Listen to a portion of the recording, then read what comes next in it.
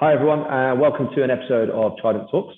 I'm Josh, the director here at Trident, and today I'm very pleased to say that we're joined by Sean Lumley, who I suppose is ex-soldier, employee in the security world, self-employed again in the security world, and very much more recently in the tech space, who's now just gone through what we'd call an exit and is now in very much uncharted waters. And he's very kindly taken 20 minutes, 25 minutes of his time to talk us all through what that journey is like, lessons learned, and just suppose any kind of key takeaways and just a really fascinating story. So, Sean, thank you for joining. Hey, Josh. Thanks so much for having me. You're very welcome. So, Sean, tell us a little bit of an intro. Who are you? Background? What's the story? Cool. I'm 45 years old. I'm South African by birth and breeding. I have lived more than half my life in the UK now. So I feel sufficiently assimilated, although my accent will never quite leave me, I'm sure. I did 9 years in the British Army, 1998 to 2006. I did a short stint in the Green Jackets, did my time at Sandhurst. I commissioned into the Royal Signals, did that for about 7 years. Did Iraq and Afghanistan while I was there, and then I finished up as a squadron second in command of the Parachute Signal Squadron and a bit of Brigade Recce officer staff. After that, I wanted to get as far away from military as I could, so I decided to go and do some tax-free dollar in the Middle East. I worked for an overland transport company in Kuwait. And while I was there, I realized the apple doesn't fall very far from the tree, and Kuwait is right on the doorstep of Iraq that was still going on. So I realized that there was a lot of work to be won, UK government, US governments in those environments. So I started helping the company I was working for writing tenders. And I realized that my time doing admin in various jobs in the army equipped me quite well for that type of thing. And so I did that for a little bit. And then I came back to the UK and it was a private security company boom. And so I worked for a private security company in London for about 5 years in their corporate offices. And it was a really interesting experience.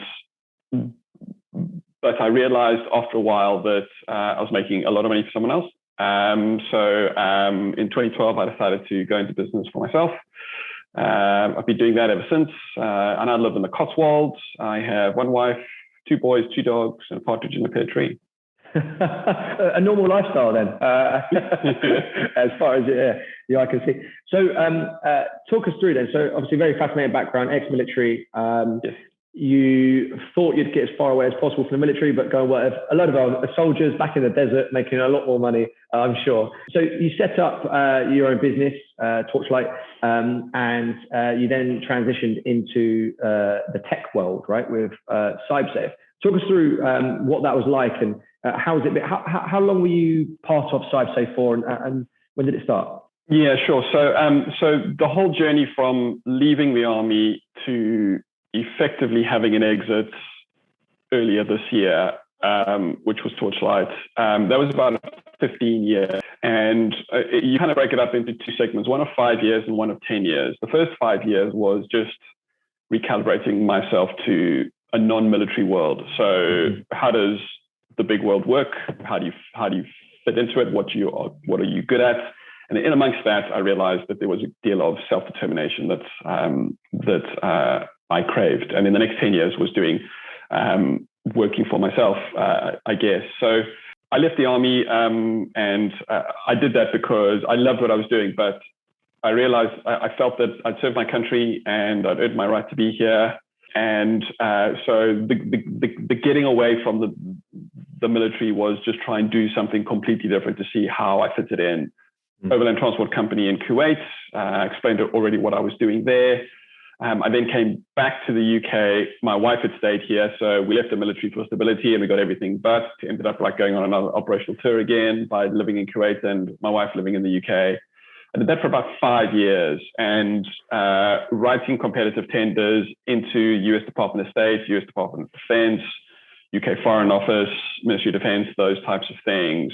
in the early days, it wasn't really a formed industry because there were all these emerging needs, but they quickly became very, very, very professionalized and very competitive. And so it became quite hard work, just to sort of retain the competitive edge. It was very profitable at first, became less so as it went along.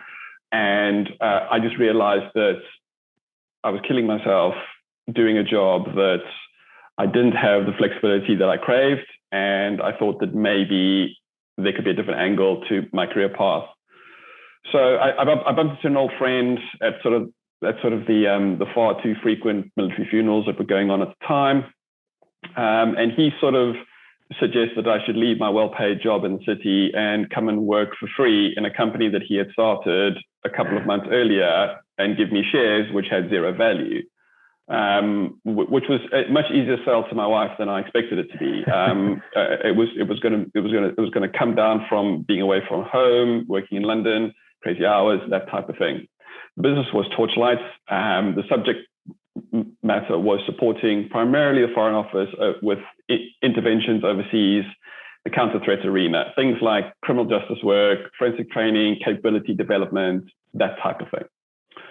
I didn't really have a love for the subject matter. I knew it, but I loved the people that I worked with, which was such an important thing for me. And we grew quite fast. I think in our fourth or fifth year, we were on the Sunday Times Fast Track 100 list. And the same year, I think we were on the FT, the Financial Times 1000 list, which was a Europe-wide thing. I think we came 12th on that list. Wow. Okay. And so we were like flying, and we thought we were properly bulletproof, and and nothing could go wrong. How wrong were we? Because life likes to keep things interesting. Anyway, during all of that, we started hiring some people who were smarter than us to grow the business, and also to diversify a bit. And one of the areas we wanted to diversify into was cyber. But cyber is a big word, isn't it? It's like saying you want to get into security. It's such a massive universe. What do you actually mean? And we didn't know either. So Ed and I were at Sandhurst together, and we're at Sandhurst with another guy called Oz. And so we convinced Oz to come and have a go at the old entrepreneur gig at Torchlight. And during that, we started doing a bit of cyber stuff, which Oz was leading on. And he said, I think that there's a need to do some stuff in human cyber risk. And I think we should start a technology company. To which we all looked at each other and go, yeah, because we know all about that, don't we, Oz? Now, thankfully, Oz sort of rolled his eyes and said, well, actually, I do. That's why you hired me. And so we decided to set up this idea called CyberSafe, which was addressing human cyber risk and doing it through a software as a service platform, business to business. Mm-hmm. We demerged that company. I'd sort of done my succession plan at Torchlight. I was the commercial guy there, and I said I don't know anything particularly about a technology company or cybersecurity, but building and setting up the plumbing for any business, I've had a go at that. So why don't I do that, Oz, and you be the guy out front with the guitar evangelizing about the idea. Again, I wasn't that interested in the subject matter, which I know is a bit of a recurring theme here, but I was really interested in understanding, if you got all the ingredients right, how these technology companies just start to grow so fast and become going from someone's garage to like a corporate giant, in literally a decade. How did that happen? I was very interested to sort of understand those component parts. So my plan was to do it for about 18 months, and then kind of hand it over to people who knew, I guess a little more about the space. 4.5 years and 3 funding rounds later, I was still hanging around. And round about that time, after the 3rd funding round, which happened the end of last year, I decided to take a step back. And that step back was really enabled by the fact that we sold Torchlight in March time this year. So I'm currently 1 month into unemployment, and for the first time in my life, and battling to sit still, is the truth. Yeah, so, I bet. Yeah, that's kind of it. Wow. What a journey. So you still have ties with SciSafe. You've just taken a step back, taken a breather after 15 years of pedal to the metal, right? And then probably spent some time with family, I hope. Give back to the wife, right? I think they're going to regret that. But they already are. Anyway, for sure. So fascinating story, amazing journey, and 15 years probably feels like a lifetime, but it's a short window, right? In a period of life. Absolutely. For people that are either leaving the military, have left, or potentially are not veterans, not service leavers, but want to set up a business, and I'm going to either start on that journey or embark on it. What are your have you got any key takeaways? Maybe 3 lessons. Maybe you could, I suppose, advise me as well, as we're only a year and a half in from building 2 businesses. Yeah, so that's a really interesting and very important question, because there's just so much out there that is gold dust. But if I had to take 3, I would say the first one is learn how money moves. And what I mean by that is that move away from the idea of you put money in the bank, in your mattress, it earns a little bit of interest, or it grows in value over time, and then that's how you can do more things in the future. There are much more tried and tested ways in order to accelerate your resources, so you can accelerate the realizing of your vision. What it will do amongst anything, when you start up a business, which you will know well, cash is king.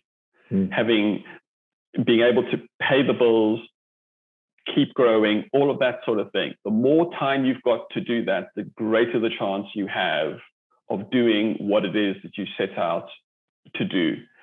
So learn how money moves. And if you don't know how money moves, find somebody who does, and don't rely on them.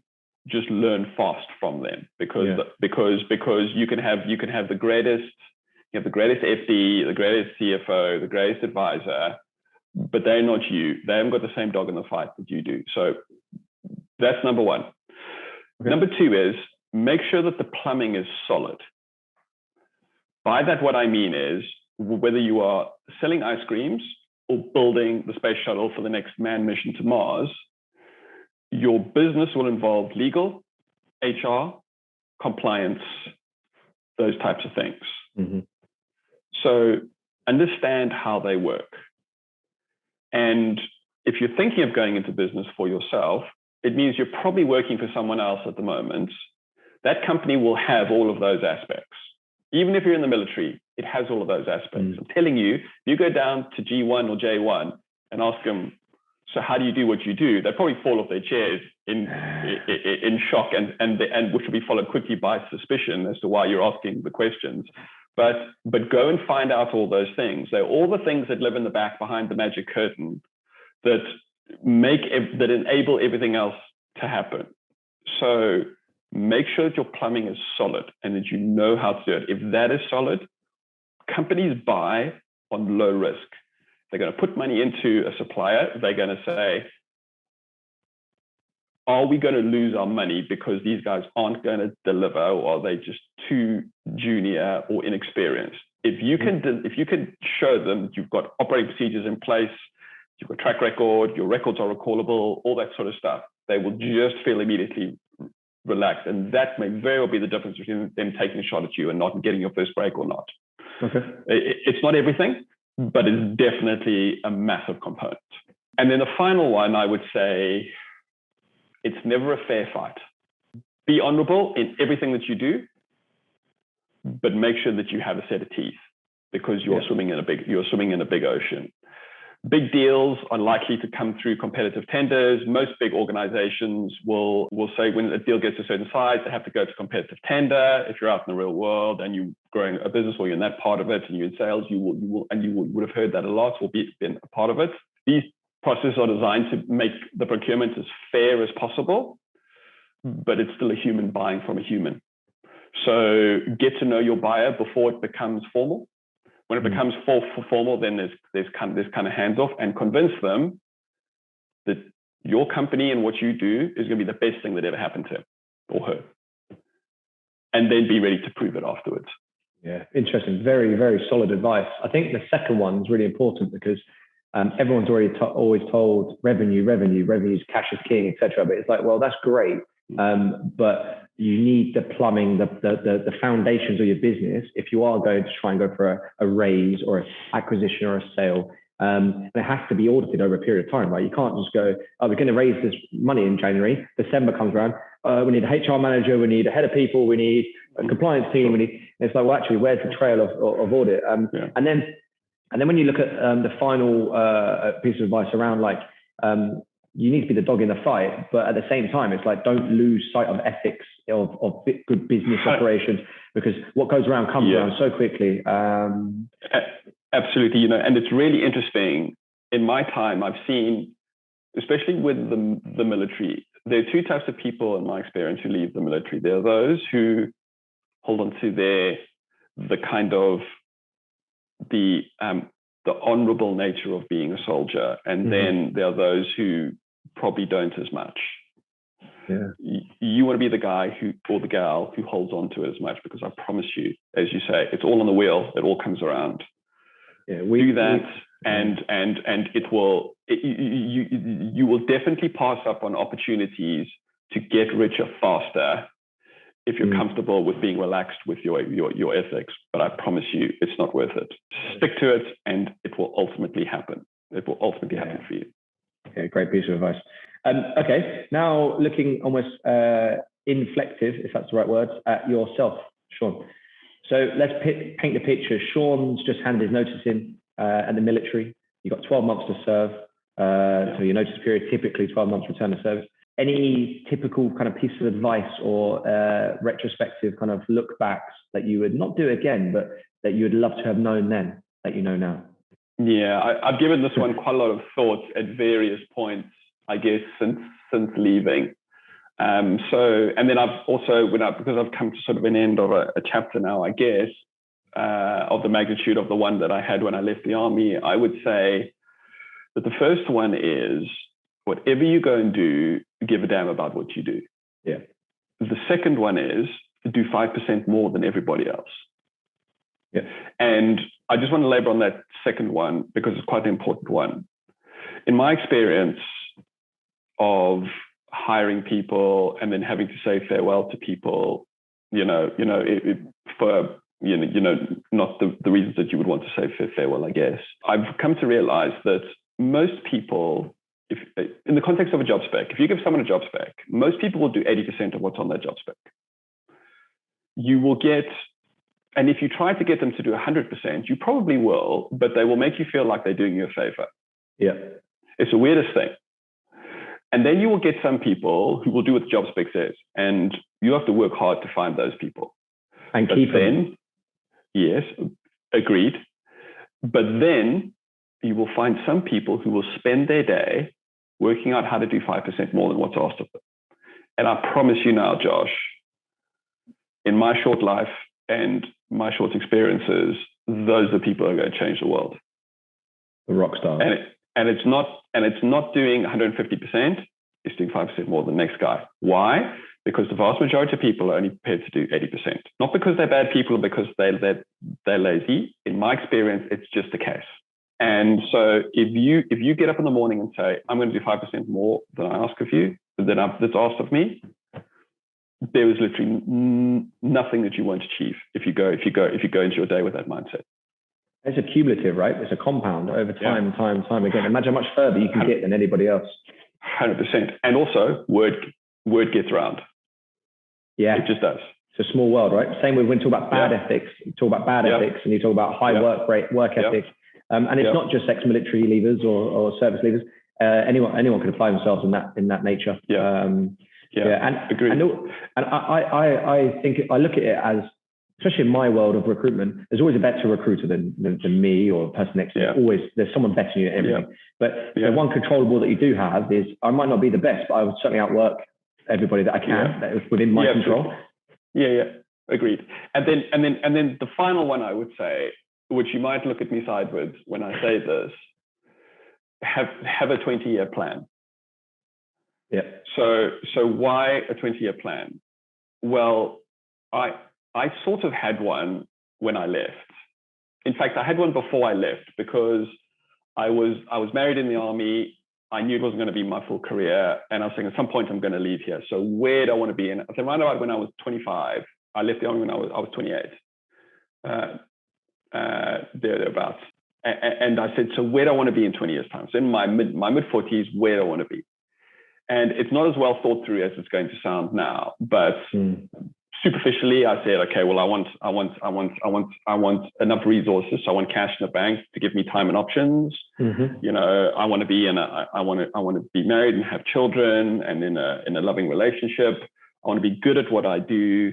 You know, I'm South African born. I'm very anglicized, but I have a draw to be there as well. And then I want to do some good in the world. You know, I kind of have a desire to sort of do that. So I didn't think it through as well as that.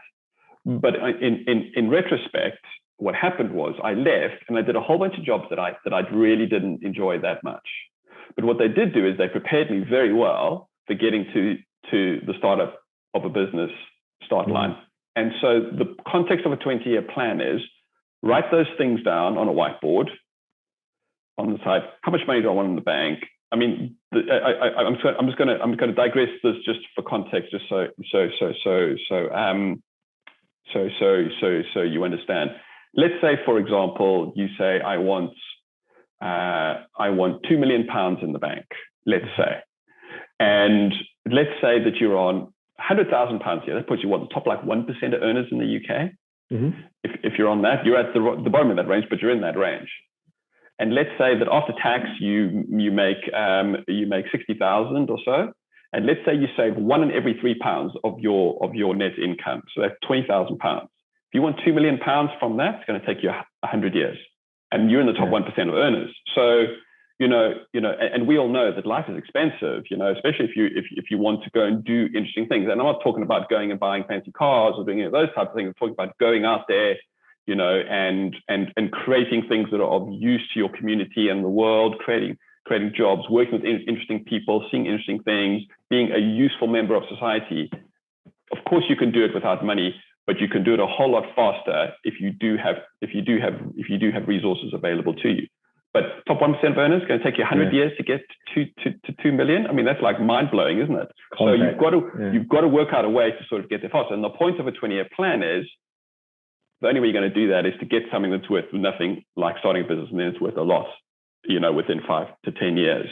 And doing a 20-year plan helps you contextualize the things that you're going to do over the next 20 years. And the first 10 years might be doing things you don't particularly enjoy, but they're going to set you up for that next 10 years where you go and deliver. It's good advice. That's what I always said is throughout my 20s, I'd learn from someone else, under someone else's umbrella or shop, and make mistakes that are not going to be so costly in my own business, etc., and take that into setting up my own business. So that leads on quite nicely to the kind of final piece to this, which is about you, Sean, your future. We're veterans. We need a purpose. We need a driver. We need to get me out of bed for. Yes, you have your kids and your loving wife, but it's like you've always been 100% always on the go. What do you know what the future looks like? Is it up in the air? Is it what are we looking? So when I saw the potential of an exit coming, you know, which was really only the beginning of this year, you know, you obviously start to, you try not to count your money while you're still at the table, so to speak, because you can always blow up in your face. But your thoughts did start to sort of drift towards, so what am I going to do when I wake up Monday morning and I don't have an inbox to go to? And one, it's actually quite difficult. But if you're prepared for it, I think it is good and very exciting. And so you raised the point around purpose. There's a great book by a guy called Dan Pink called Drive. Yeah. And if you haven't read it, go and read it. He does a YouTube clip, a TED talk on it as well. And he distills it down. He distills motivation down to 3 things: autonomy, mastery, and purpose. Autonomy is the desire to be in command of your own destiny. Mastery is the desire to get better and better at something that is worthwhile. And purpose is the desire to be part of something that's bigger than yourself. Mm-hmm. If you can nail those three things, you're going to fly out of bed every Monday morning. And so for me, it was in the military. I started off by thinking, jeepers, let's try and get into Sandhurst. The uniforms look mega cool. At least I'm going to get a good girlfriend, if nothing else. And then, and then we'll get to do some cool. It worked as well. Yeah. It's not as easy as I thought, though. But I realized very quickly after I became an officer that I really had a vested interest in looking after those people that I was charged to look after, and I took it mega seriously. And that sort of never really left me, and I kept that. I tried to keep it as much as, although I'm not a judge of this, I tried to keep that as much as possible when I went into business and I started hiring people.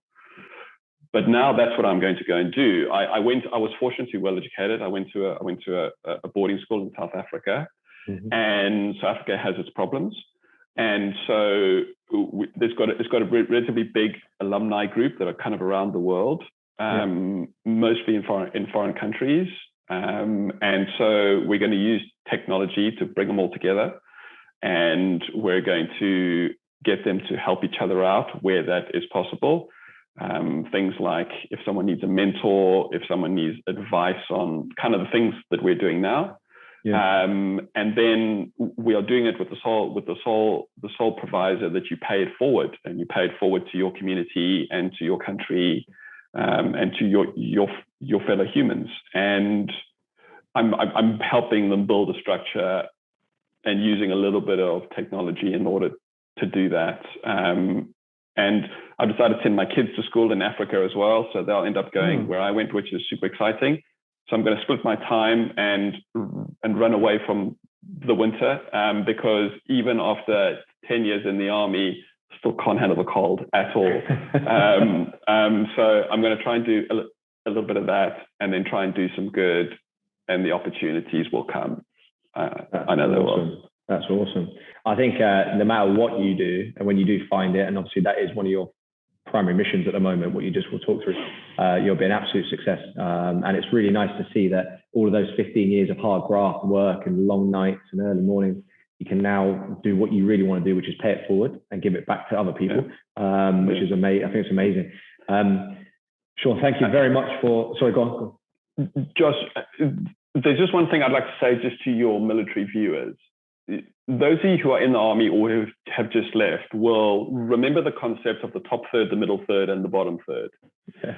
So all superstars in the top third, the normal people are in the middle third, and then those who are kind of hanging on are in the bottom third. Some people say it's a bit too regimented, but it's how it was.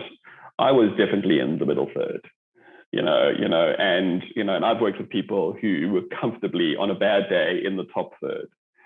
And I'm living proof that if you find something that you want and you're prepared to work for it, hey, I know there's lots of cliches flying around here, and you've come out of the military into this new world, promise you, with the grounding that you've got, you have the ability to do amazing things for yourself and for your family, and continue to serve in the way, not quite in the way that you have before, but in different ways. So don't think that you can't do it, because I'm living proof that someone who's hung out in the middle third for most of his life, that it's doable. Hey, I'm sure there's a massive spoonful of luck in there, but the more you practice, the more lucky you get, I guess. You make your own luck, absolutely. Look, thank you so much for talking us through your journey, the tips, the advice.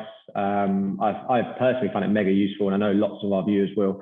Like I said, good luck with spending South Africa in the winter. I'm sure it'll be really hard, all that sunshine. Sure. And yeah, thank you very much for joining us. So awesome to have you on. Thanks, Sean. Thanks so much, Josh. You keep well, pal. See you soon. Cheers. Take care.